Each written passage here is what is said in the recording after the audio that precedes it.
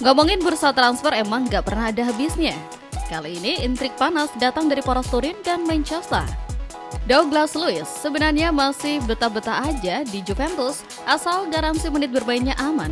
Tapi situasinya jadi makin liar karena Manchester United kepincut berat.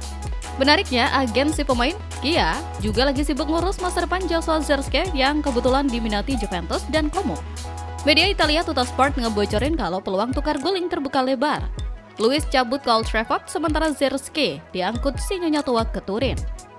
Belum cukup sampai di situ, setan merah ternyata juga diam-diam mantau situasi Rafael Leao di AC Milan. Winger Portugal itu kabarnya udah nggak masuk proyek utama Rossoneri, bikin dia buka pintu buat nyari tantangan baru di luar Italia. Sementara itu bursa transfer juga dihebohkan dengan kabar Leon Goretzka yang nawarin diri gabung Barcelona pasca kontraknya di Bayern Munich kelar. Panas banget kan? Beralih ke sang penguasa Spanyol, Real Madrid lagi-lagi nunjukin kelasnya sebagai masterclass urusan cuan di bursa transfer. Los Blancos gercep ngamankan striker muda Levante, Carlos Espi, setelah nebus klausul rilis 25 juta euro di tengah tikungan klub Premier League.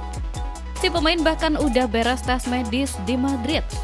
Pundi-pundi uang El Real makin tumpah ruah berkat magis Akademi La Fabrica. Total, Madrid sukses ngantongin sekitar 196 juta euro cuma dari penjualan produk akademi mereka musim panas ini. Duit kencang itu ngalir deras dari transfer Gonzalo Garcia ke Fulham seharga 40 juta euro plus Cesar Palacios ke klub Inggris yang sama-sama seharga 10 juta euro, lengkap dengan klausul sell on free. Belum cukup bikin pusing, Florentino Perez juga lagi alot nawar Rodri dari Manchester City di angka 50 juta euro lebih. Emang beda ya, kalau urusan bisnis, Madrid tuh jago banget nyari trofi sekaligus ngeborong untung. Bicara soal aktivitas transfer Manchester United musim panas ini, situasinya benar-benar bikin kita geleng-geleng kepala karena dinamika skuadnya yang bergerak sangat cepat. Setan merah dikabarkan serius ngincer Dusan Vlahovic buat merapat ke Old Trafford secara gratis setelah penyerang asal Serbia itu resmi berpisah dengan Juventus.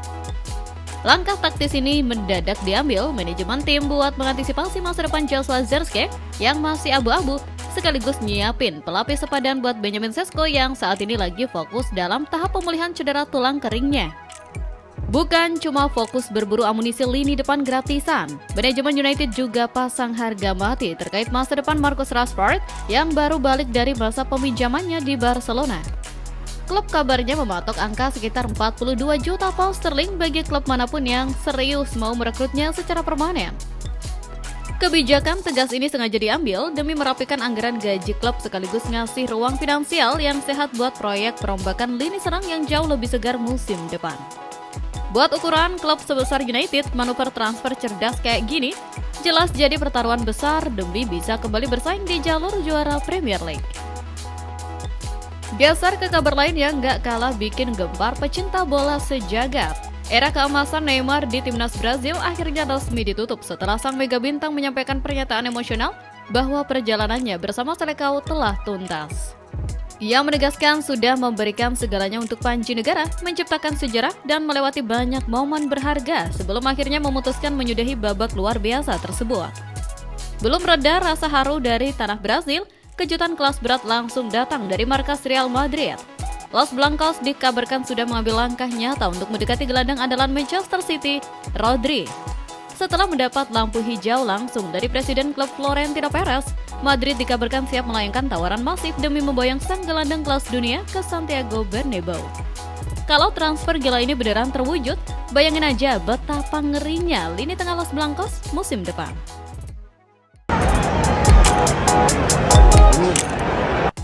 Gagal ngangkut Aurelien Tchouameni dari Real Madrid yang harganya emang kelewat maut dan makin mustahil dikejar, radar Manchester United langsung belok ke Tyler Adams. Padahal kalau dipikir-pikir, stok lini tengah setan merah sebenarnya udah lumayan terisi sama Yuri Tielemans dan Andre Santos. Tapi namanya juga tim papan atas. Urusan kedalaman skuad jelas tetap jadi prioritas nomor 1. Jujur saja, secara statistik bertahannya, Adams ini emang tergolong ciamik. Waktu sukses ngebawa Bournemouth finish di posisi kelima dan mengamankan tiket ke Eropa, dia ngeraih rata-rata 1,3 intersepsi dan 2,1 tackle per game. Angka yang jelas lebih galak dibandingkan mayoritas gelandang MU saat ini. Bahkan rekan setimnya, Max Aarons, sempat menyebut Adam sebagai sosok leader sejati yang punya Spartan bertarung luar biasa buat ngatur tempo permainan. Sayangnya, ada satu tembok besar yang ngebikin manajemen mikir keras, riwayat cedera. Dalam 2 musim terakhir saja, dia udah terpaksa absen di 26 laga. Ditambah lagi, posturnya terbilang agak riskan buat duel udara keras ala Premier League. Sekarang tinggal nunggu keberanian MU aja, berani nggak nekat nembus 35 juta pound sterling buat pemain yang potensial tapi lumayan ringkih begini? Di berita selanjutnya, nggak mau makin pusing sama eksperimen yang nggak jelas. FIGC akhirnya resmi balikan dengan Roberto Mancini buat ngisi kursi pelatih gantiin Gennaro Gattuso. Proses penunjukan ini sebenarnya sempat ngebikin internal memanas parah, sampai-sampai Paolo Maldini dan Leonardo milih cabut dari jabatan karena beda pandangan. Demi meredam tensi, Opa Claudio ikut diboyong jadi direktur teknik baru supaya struktur organisasi makin stabil. Mancini jelas bukan orang asing di ruang ganti Gli Azzurri. Dia pernah ngukir sejarah manis pas ngebawa Italia menjuarai Euro 2020 plus nyetak rekor fantastis 30 lebih laga tanpa terkalahkan. Tapi ya jujur aja, para tifosi pasti belum bisa lupa momen pahit pas dia gagal ngelolosin timnas ke Piala Dunia 2022 akibat kalah dramatis dari Makedonia Utara. Ujian terdekatnya udah melambai-lambai di UEFA Nations League, di mana Italia bakal langsung adu mekanik lawan Belgia, Prancis, dan Turki. Presiden FIGC Giovanni Malago mewanti-wanti publik supaya nggak ngasih over pressure, mengingat Mancini cuma dapat jatah 2 kali latihan sebelum debut. Tugas utamanya sekarang jelas, balikin martabat Italia di kancah dunia sambil pelan-pelan natar generasi pemain bareng Ranieri. Sepak bola tuh emang penuh plot twist.